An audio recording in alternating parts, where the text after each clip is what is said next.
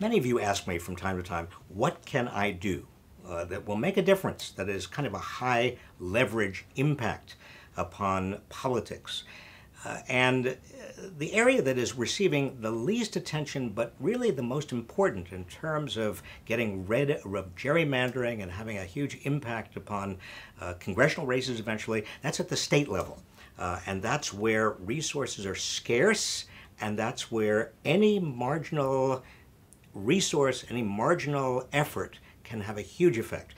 That's why I've asked today two people, Gabby Goldstein and Rita Bosworth, to join me. Gabby and Rita run an organization called SisterDistrict.com. And Sister District, I'll have them explain to you in detail, but basically Sister District is looking at state races and those particular races inside state government races that can have huge impact on flipping state houses, houses of delegates, state legislatures. And those are critically important for the obvious reason that those state races will determine the drawing of district lines, the composition of basically how congressional districts are organized, and how the state actually approaches congressional races. In other words, it's at the state level and at the flipping of these states that you can actually have very, very high impact politically.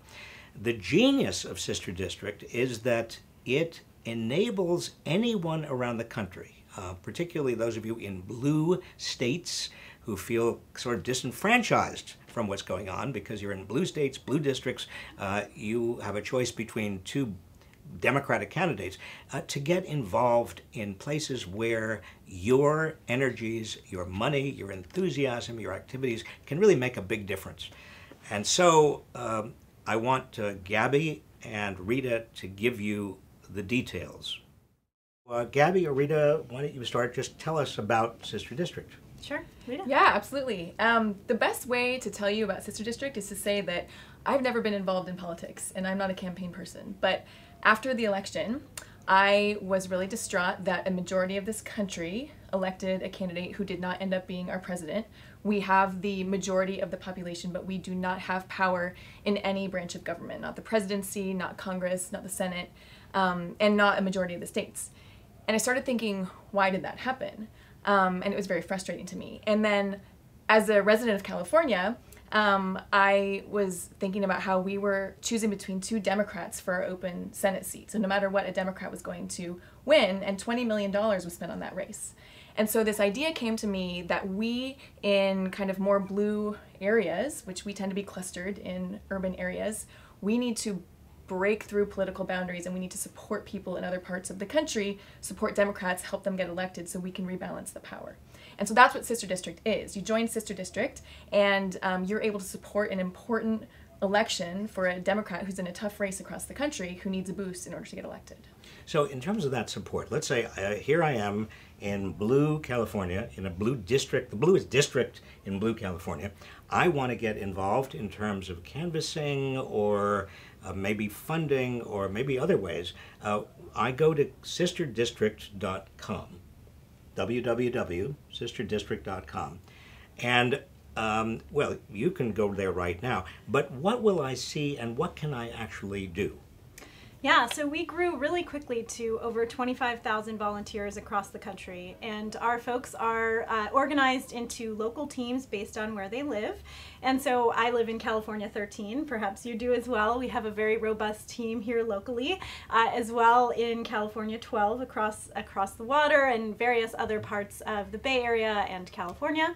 You will receive an email from your local district captain saying, hello, welcome. Your two races that you're currently assigned for this 2017 election cycle are two House of Delegates races in Virginia, which is actually Cheryl Turpin and Kathy Tran. And so we're right now getting into GOTV for our slate of 13 House of Delegates races in Virginia. So if you joined us now, you would have the opportunity to start phone banking, postcard writing, text banking, and we are organizing a bunch of volunteers to come with us us to Virginia to get out the vote in person at the end of the month as well. So let me repeat what I hear you saying, that you've got a few of these very critical swing districts, such as in the Virginia delegate race, and you would say, you're assigning me, in effect. I'm asking you, where can I do the most good? Here I am in a blue district. I want to do a lot of good. And you're saying, here's where we need you most. We need you for phone banking that you can do, presumably from your home. That's right. We need you for, now I'm not going to be able to easily get from here to the Virginia district because it's one part of the country, it's a lot of, but even though I can't get there in person, what else can I do besides phone banking? Yeah, so, so to clarify, we're currently supporting 13 House of Delegates races in Virginia and 1 special election for the Washington State Senate. And what we've done is we've divvied up our teams across the country to support 2 specific races out of those 14 for the entire election cycle. So our teams, for instance, here in California 13, have now spent 6 or 8 months working on these 2 races, getting to know the local communities, local issues, and their candidates, so they really have a sense of engagement over time. So that's why you would be assigned those 2 in particular. I see. So these are, when you talk about sister districts, this is like a sister city idea. I mean, you're saying, I and other people like me in this blue area, we are going to get to know these people in a variety of ways, and we're going to get to know them so well, hopefully we can sort of establish a dialogue and have a political influence. Exactly. And so the things that you can do from here in California, you can phone bank either from home, or our local teams organize phone bank parties and events at their homes and libraries. We've made over 45,000 phone bank calls already this cycle. We're hoping to double that during GOTV. We've sent over 25,000 postcards to voters in your specific sister district, helping to get out the vote and increase name recognition for the candidates. So you can do that at home or with your team locally, as well as text banking, which is a new intervention. It's a little bit less part of the sort of typical playbook, but there's a lot of interest in text banking. So we're providing opportunities for folks to text bank to voters in their sister district from home, or again, with your team in person in little events. Well, let me just ask you, because you selected, I mean, the reason you selected these races, these are not congressional races. These are state races, and you selected these state races on what basis, what criteria? Yeah, so at Sister District, we actually focus exclusively on state races, and there's a number of reasons for that. So first of all, states are policy laboratories for legislation, as you know, and so things that happen on the state level, those eventually end up on the national level. So it's important to have good state legislators, so we're getting good progressive policies. State candidates turn into national candidates, so we're building the pipeline of candidates by focusing on state races. And then, of course, states control redistricting. And so when you have control of the state legislature in many states draws the lines for even congressional districts. So you have a number of states across the country right now where the voters are majority Democratic. So take Virginia, for example. The last 3 presidential elections, the voters went for the Democratic presidential candidate, and yet 66 of their 100 House of Delegates seats are controlled by Republicans, and 7 of their 11 congressional seats are controlled by Republicans. That is a severe imbalance of power, and it all goes back to the fact that the Republicans have gerrymandered themselves into power in the state legislature, and so they control that. So states are so important, both from a policy perspective. I mean, the state laws are really what are affecting people day to day, less than the federal laws, but also because the Republicans have been very smart about taking control of state legislatures. They have drawn the lines to favor themselves, and now we're in a situation where the Democrats need 24 seats in Congress in order to flip Congress, but 16 of those 24 seats are gerrymandered for Republicans. And so it's going to be very, very difficult for Democrats to win back power in Congress unless we win back power in the states. So this is really a grassroots in the best sense of the term. You're starting at the grassroots of the states. You're saying, in effect, the only way we get rid of the entrenched vicious cycle that we are in is by blue states helping those particular candidates in those particular districts that are state contests to gain control. And then you can just turn around the vicious cycle of entrenchment. You can be a leader of redistricting in a positive way, that is a non-gerrymandered way. But these particular districts that we're looking at in Virginia and elsewhere, what was the methodology in terms of selecting them? Gabby? Sure. So 2017 was simple because there's so few states holding general elections this year. We were able to funnel quite quickly to Virginia and Washington State as the places at the top level where we would look.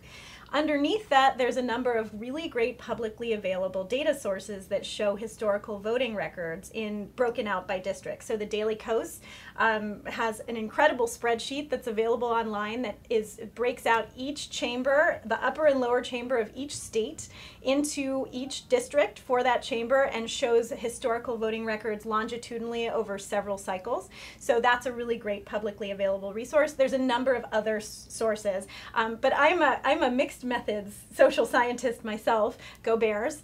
And so in addition to the quantitative data, spreadsheets can only tell you so much. So I also spend a lot of time talking to folks in Virginia on the ground with the House caucus, Democratic caucus, and other stakeholders on the ground to understand which districts were really in play on a qualitative basis as well as just what the spreadsheet can tell us. So it's a combination of both historical voting records and the strength of the candidate, other factors within the district, as well as what Democrats on the ground think are viable places for us to put our energy. So would it be fair to say that these are the high leverage points? Exactly. I mean, we're looking at a political system that is becoming more and more entrenched by Republicans who are gerrymandering at the state level, and you guys are looking for those particular pressure points where if blue state people and others who care about democracy get together, we can actually use these pressure points to turn the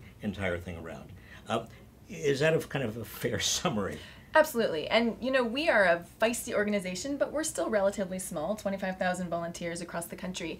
And so we don't have the resources to be in every single race. Of course, we would love to be in every Senate race and every governor's race, but those races cost millions and millions of dollars. And I'm very proud to say that our volunteers have raised $270,000 just this year for our candidates, which is an enormous amount of money for state legislative candidates whose budgets are so much smaller. So we can really make a difference at the state level in these smaller races, where it would be harder to make that much of a financial difference in these bigger races. And also these smaller races are really, really important.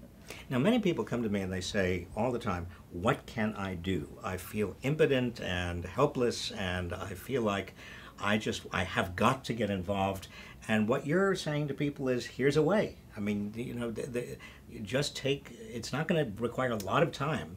Or am I wrong? Is it going to require a lot of time? No. What kind of sacrifice in time are you expecting from people? Yeah, I mean, we're happy to take whatever time you have. No, so our teams on the ground are led by district captains, and they're super volunteers. They've taken on an organizing role for their local team and community, and they spend more time than the other volunteers. But if you only have a few minutes here or there, a few hours here or there, you can make some phone calls. Texting is really easy from your desktop computer. You can shoot off 20 texts a minute or something like that. It's a really high yield for your time.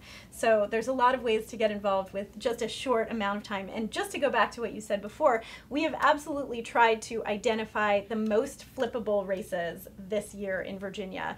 And we're doing the same for 2018. So I'm spending a lot of time now looking at other state legislatures, the composition of other state legislatures, and thinking about where could we make a push to make a big difference? Where can we flip a chamber? And there's a number of states where Democrats are only down 1 seat or 3 seats in a chamber. And those are places that we think are really ripe for our support next year. So here's how you can really make a difference in terms of high leverage, high impact work. Now, we've already heard from you, Rita, about how you got involved. You were not really politically involved, but you saw this and you had an idea and you put it into effect. You're an entrepreneur. Gabby, what's your background? How did you get involved? Yeah, so I'm a double bear. I'm Berkeley undergrad and still finishing my PhD here at the School of Public Health, and I'm a healthcare lawyer. So my background is in healthcare law and policy. I met Rita on a Facebook group right after the election, a Facebook group for lawyers hers, where she floated this amazing idea, and I said, I have to be involved. Let's do it. So it's a very postmodern romance between us. And then I put her in charge. You're both very clever. It's a win-win situation. But it's you mentioned California, and you've mentioned the Bay Area, but this is not just California. This is not just the Bay Area. I mean, do you have people who are members from Massachusetts and New York and all over the country? Absolutely. In fact, we even have an international contingent of Democrats abroad. But that's the beauty of this. There are 4 of us who started it. We all happen to be 4 lawyers in the Bay Area. That was not planned. Bay Area lawyers. That was just luck, I guess. Yeah. But obviously we could not do all of this ourselves. And so it's a distributed organizing model where people across the country have risen up. And we have some volunteers that are spending 20, 30 hours a week on this. And I'm totally serious about that. And it would not be possible without them. And so we've got people across the country from New York to Massachusetts to Oregon, Washington, Southern California, everywhere. We actually have volunteers signed up in every state and abroad. Our strong teams tend to be in the cities where there's a lot of blue progressive energy, but we have something for everyone. And back to Gabby's point about you can be very involved, but you could do as little as signing up for our email list and then sharing on social media. I mean, everything helps for these state level candidates, and you can be just kind of an observer for a while until you figure out what's right for you, but I really do think there's something for everybody. Now, can I talk about just before, I don't want to take too much of your time, I want you to get back to do the work you're doing, but in terms of impact, do you have any sense of what kind of impact you're having in Virginia? This is a critical state, as you said, high leverage, it could flip in either direction. What is Sister District? What kind of impact are you having? Yeah, so we're spending a lot of time right now thinking about how to measure our success after the election. And right now it's a little bit anecdotal, but one story, well, so on the sort of more quantitative side, we've raised quite a bit of money for our candidates. The reports come out each quarter or each reporting cycle, and our volunteers' donations are a significant portion of our candidates' raise for each cycle. But beyond that, there have been a number of cases where we've taken on candidates that were not considered full contenders by people on the ground or people in the know, the pundits. And through our energy and our support, and we hope our visibility, these candidates are now considered total contenders, and the party is fully behind them, and they're receiving support from the coordinated campaign and so forth. So again, it's a little bit anecdotal at this point. We're definitely thinking about how to measure that and how to show our impact. But then the other piece is just what the candidates and their staffs have to say. They really have quite positive things to say about working with us. So we're really hopeful. So much depends on turning out the vote. When Democrats vote, we win. So that's why we're going to Virginia to spend about 2 weeks on the ground, knocking on doors and getting out the vote. And we're really hopeful that we'll be able to demonstrate the impact for our work. And I will say, in February, there was a special election in Delaware for Stephanie Hansen, and that was our first sister race. It's one that's already happened, and it was a success. But the degree of success was striking. This was a race where in the previous election, the candidate had won by just over 300 votes. It was within about 1 percentage point. It was expected to be that close.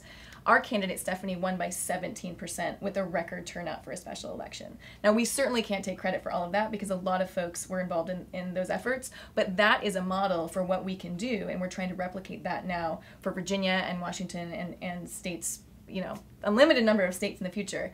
And then I will say for our Washington race this year, our candidate, Manka Dhingra, she actually won the open primary with 50.5% of the vote. And there were, I think, over 5,000 new voters who'd never voted before. And so these things matter. And in these races where it's maybe they win by 1,000 or even just hundreds of votes, every single phone call, door knock, postcard, text, every single one actually matters, because the reason we're in these races to begin with is that they're competitive and they're flippable, or we're defending a fragile incumbent. And so these actions are really important. And I like how you talked about how people are always asking what they can do, because we hear that a lot. People, we've got the marches and the protests and the petitions, and those are all important civic engagement activities, but But from our perspective, and we're very pragmatic about it, the only way we really get power back is to win elections. And these are the things we can do to win the elections that are going to matter. And this Virginia election, just to be clear, is occurring It's November 7th. November 7th. And then after that, obviously, you are putting your sights, training your sights on 2018. And you continue to learn from what you are doing. I mean, that's what I'm also hearing, that this thing is gaining ground and gaining momentum, partly because there's a combination of high leverage and also more and more people are hearing about it. So I hope you out there, now you've heard about it, you don't have to go to Virginia. You don't have to, but if you can help with regard to text banking. I love the term text banking. Yeah. I never heard that before, Yeah. but I can understand what it is. Phone banking and text banking and raising money, and if you can actually go there, that's a big part of it. But most importantly, right now, go to sisterdistrict.com, www.sisterdistrict.com. And Gabby and Rita, I want to thank both of you. I thank you both for your grassroots activity and your energy. And this is the time in this nation's history when all of us need desperately to be involved. And you guys are among the leaders. Thank you. Thank you. Thank you. Thank you so much. Your work is absolutely vital to everything that we're doing, and our way forward, we need public intellectuals like you to carry the vanguard and be with us. So thank you. Thanks.